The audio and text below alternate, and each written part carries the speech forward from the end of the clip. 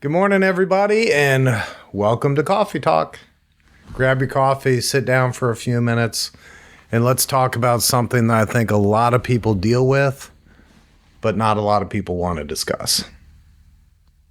So our topic for today is regret. My dad used to say that regret is the cancer of life. And I think if we're being honest, almost everyone has something they regret. Something they wish they did differently, something they wish they said. Maybe it's something you wish you didn't say.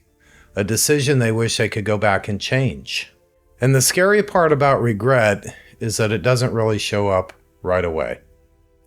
Sometimes regret may hit instantly. You could be in an argument with someone in the heat of the moment, you say something, and it's like you instantly realize the weight of the mistake. Maybe you do something. It's like, oh my gosh, why did I do that? But unfortunately, you can't take it back. There is just no redos in life. But many times, regret shows up years later. When you're older, when you're more mature, when you finally understand what you should have done. In my life, I've spent 16 years building a company. And for me, many times, actually most times, I would leave in the morning before my kids were up. And I'd get home at night long after they were asleep.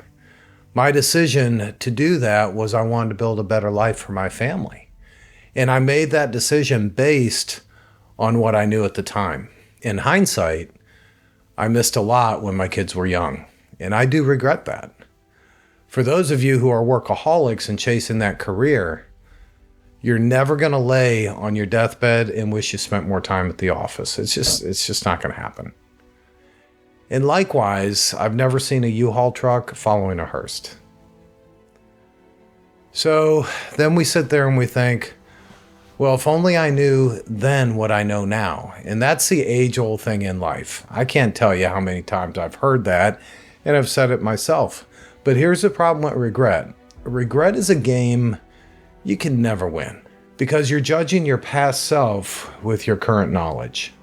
And let me say that again. You're judging your past self with your current knowledge. How fair is that? And how unfair are you being to yourself? You've grown, you've changed, you've matured. Has anyone ever learned a lesson that they did not pay for? The hardest lessons cost the most. The hardest lessons hurt the most. So, of course, you would make a better decision now. You're older now. You're smarter now. You've learned things the hard way. You know that your words and actions have consequences. But back then, you made the best decision you could with the information you had at the time. And I think people forget that. You know, there's a powerful idea. If you want to live without regret, here's a mindset that changes everything. Here's how we have to frame it.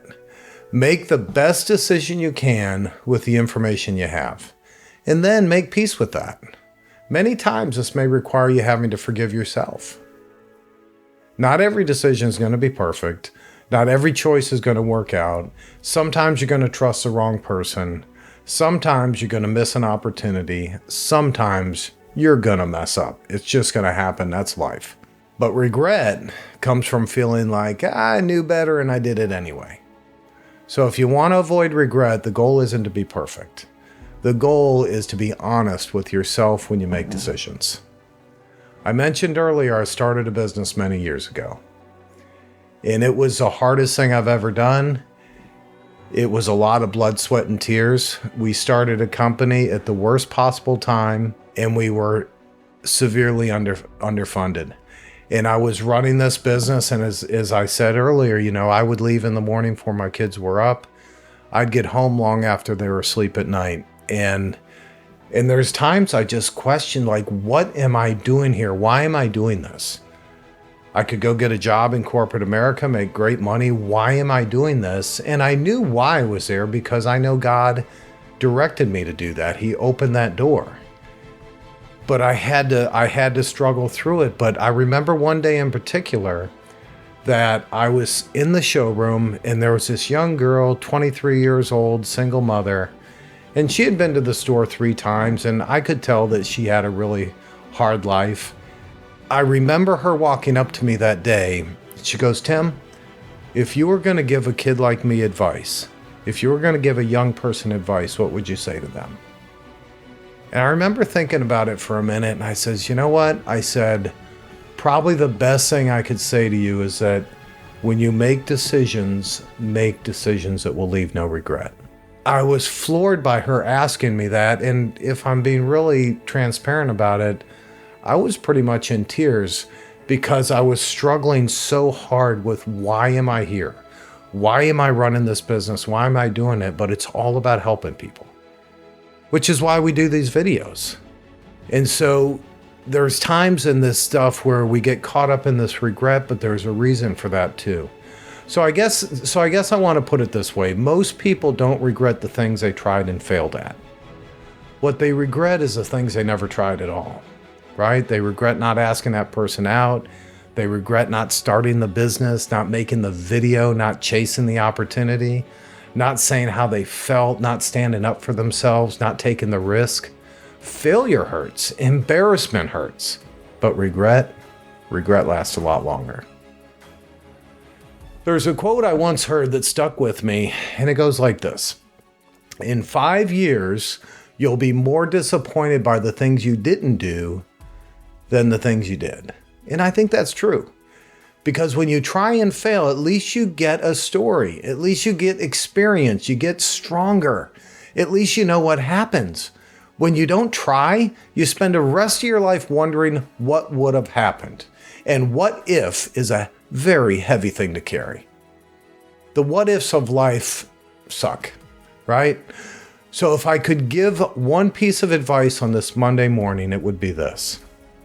Live your life in a way where your future self will thank you, not resent you. Your future self is watching the decisions you make right now. Every time you work instead of being lazy. Say what needs to be said. Take a smart risk. Leave a bad situation. Start something you're scared to start.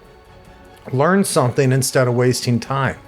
That's your future self saying to you, thank you, that made my life better. So at the end of your life, you don't want to sit there and think, I wish I would have tried. I wish I would have started. I wish I would have said something. I wish I would have gone for it. You want to be able to say, I tried. I failed at some things. I succeeded at some things, but I lived. And I didn't spend my life wondering what would have happened if I was braver. So this week, do something your future self will thank you for. Guys, this has been Coffee Talk. Thanks for stopping by. I'll see you guys on Friday.